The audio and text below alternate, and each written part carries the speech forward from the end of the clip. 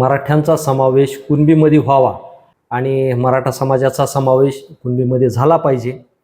त्याचबरोबर SC/STचं उपवर्गीकरण हा पण विषय सध्या चर्चेमध्ये गाजतोय। परंतु सगळ्या गोष्टी ज्या आहेत ना अत्यावश्यक आहेत समाजासाठी, शिकणाऱ्या मुलांसाठी, नोकरीतल्या मुलांसाठी गरजेचं आहे।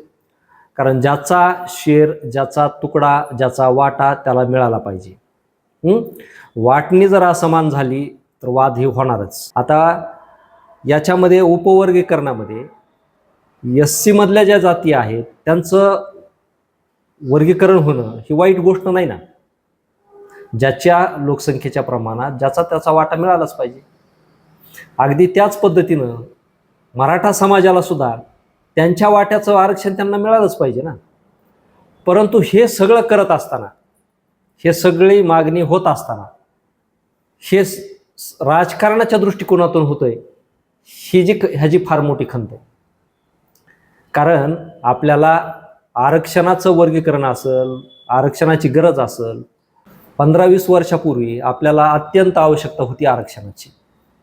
परंतु त्यावेळेस काय झालं की OBC वाल्यांनी ओपनमधून पण आरक्षण खाल्लं, OBC मधून पण खाल्लं आणि जागा सर्वात जास्त नोकऱ्या त्यांनी मिळवल्या। आता प्रश्न असा आहे की जे नोकरीला लागलेले आहेत ते रिटायर व्हायला अजून पुढचे 20-30 वर्ष जातील आणि मग आता आरक्षण घेऊन आपल्याला नोकऱ्या मिळणार आहेत का पुढच्या 10-20 वर्षात? थोड्याफार मिळतील परंतु मोठ्या प्रमाणात मिळणार नाहीत।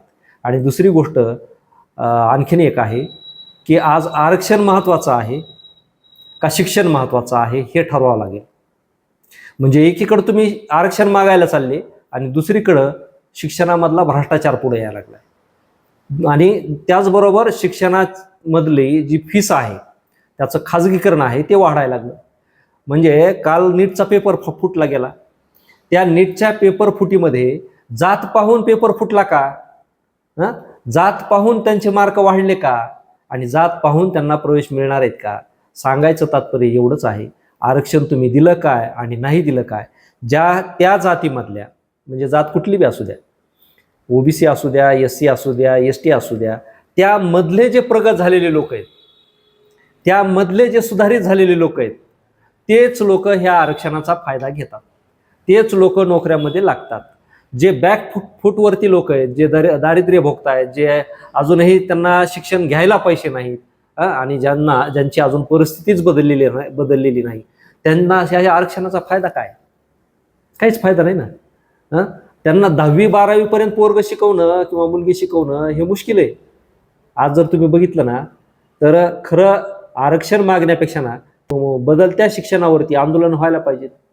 ज्या ज्या जातीचे जे मोहरके आहेत ना त्यांनी शिक्षण मोफत करा यासाठी आंदोलन करणं गरजेचं आहे। मला सांगा, मोफत जर शिक्षण झालं तर कोणी आरक्षण मागणारच नाही ना। आज आरक्षण कशासाठी पाहिजे की शिक्षणामधली फीस सवलत मिळावी म्हणून।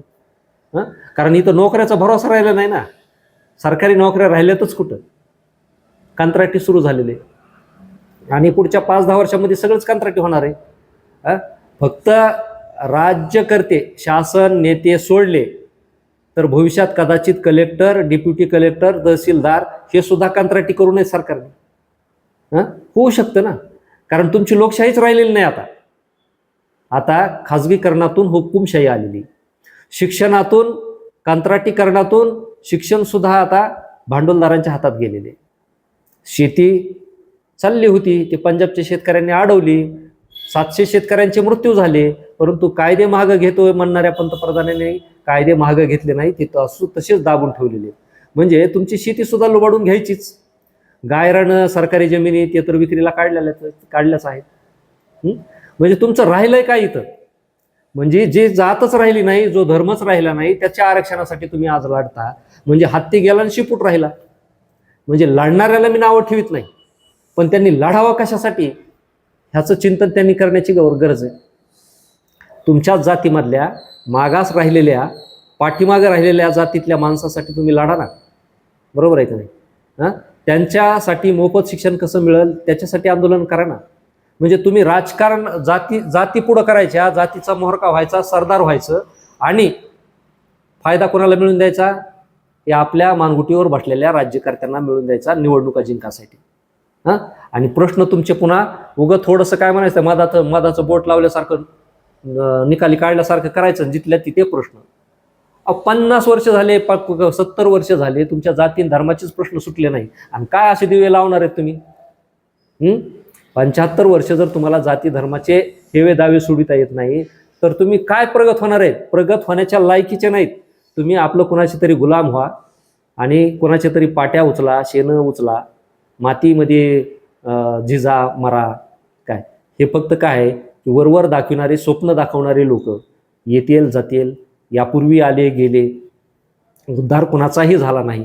म्हणून आरक्षणानं माणूस सुधारतो याच्यावरती आता लोकांचा विश्वास बसणं शक्य नाही. आणि त्यामुळं तुम्ही जर बघितलं तर आरक्षणाचा कुठला जरी मुद्दा घेतला तर लोकांना त्याची तळमळ वाटत नाही. नवीन नवीन वाटतं की हे फार आपल्यासाठी चांगले, लोक रस्त्यावर उतरतात. 4-2 आंदोलनं झालं की लोक पुन्हा निराश होतात. हे सगळ्याच जातीमध्ये आहे, नावं ठेवण्यात कुणाचंच हे नाही. मग मला सांगा की ज्या SC आरक्षणावाल्याने असू द्या, ST वाल्याने असू द्या, मराठा आरक्षणावाल्याने असू द्या, का त्यांनी मोफत शिक्षणाचा प्रश्न उपस्थित केला नाही? जात कुठली बी असू द्या, या देशामध्ये शिक्षण मोफत झालं पाहिजे का म्हटले नाही? रस्ते आवश्यक आहेत तुम्हाला का शिक्षण महत्वाचं आहे? महामार्गाची आवश्यकता आहे का शेतकऱ्यांचा विकास महत्वाचा आहे? का म्हटले नाही तुम्ही? कुंभमेळा महत्वाचा आहे का विद्यार्थ्यांच्या फीस माफीच महत्वाच्या आहेत? त्या 35,000 कोटीमध्ये सगळ्या जातीतल्या मुलांचं शिक्षण झालं असतं. आज नीट पेपरमध्ये 20-20 लाख, 60-60 लाख पेपर विकत घेण्या इतकी मजल शेतकऱ्यांची आहे का, मजुरांची आहे का, मध्यमवर्गीयांची आहे का? हे विकत घेणारे कोण आहेत? सगळ्या जातीतली. काही एक ठराविक एका जातीतल्या माणसाने विकत घेतला नाही. मग त्यांची जात शोधा ना, कोणी कोणी विकत घेतले होते आणि त्यांना आरक्षणाची गरज आहे का ते शोधा. म्हणजे तुम्ही आरक्षण जरी मिळवलं तरी ते आरक्षणाचा लोण्याचा गोळा त्या जातीतले भामटे घेऊन पळणार आहेत. त्याच्यामुळं खाली पिचलेल्या लोकांना याचा कुठेही फायदा होणार नाही. त्यांचा जर उद्धार तुम्हाला करायचा असेल तर सरकारच्या मागं लागा की सगळ्याचं शिक्षण मोफत करून टाका. जसं मुलींना शिक्षण मोफत केलं ना, मुलांनी काय घोडं मारलं का? बिचाऱ्यांचे लग्न व्हायनात, नोकऱ्या नाहीत, धंदे नाहीत, आणि पुन्हा त्यांच्या मानगुटीवर तुम्ही शिक्षणाची फीस बसवायला लागली. त्याने आत्महत्या करावं का देश सोडून पळून जावा? करायचं नेमकं काय?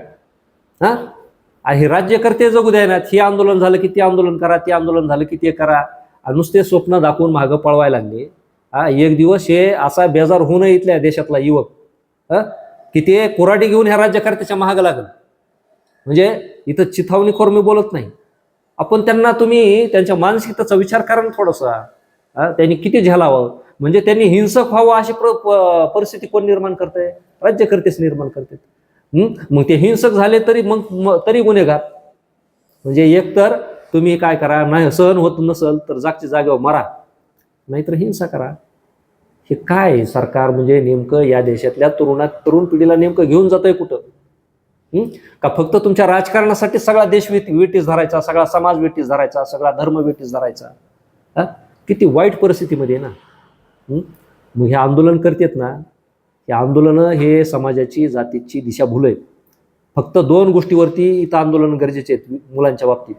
एक, त्यांचं शिक्षण मोफत पाहिजे, आणि दुसरी गोष्ट कंत्राटीकरण थांबवा, नोकऱ्या वाचवा. याच्यासाठी आंदोलन पाहिजे. म्हणजे ज्या गोष्टीची आवश्यकता आहे त्याच्यावरती चर्चा होत नाही, आंदोलनं होत नाही, आणि राज्यकर्ते ते मुद्दे समोर आणतही नाहीत. माझं तर म्हणणं असं आहे की सगळ्या जातीची आंदोलनं हे राज्यकर्तेच करायला होते. का तर लोकांनी खरे प्रश्न समोर येऊ नयेत आणि कुणी मांडू नयेत, म्हणून त्यांची दिशाभूल करणं हे राज्यकर्त्यांचा हेतू आहे. लोकांनी आपल्याला खरे प्रश्न विचारू नयेत आणि आपलं भ्रष्टाचार म्हणा, आपलं राजकारण म्हणा सुरळीत चालत राहावं, यासाठी हे समाजाला वेगवेगळ्या मार्गाने भरकटवण्याचा प्रयत्न करतायत असं मला वाटतं. धन्यवाद.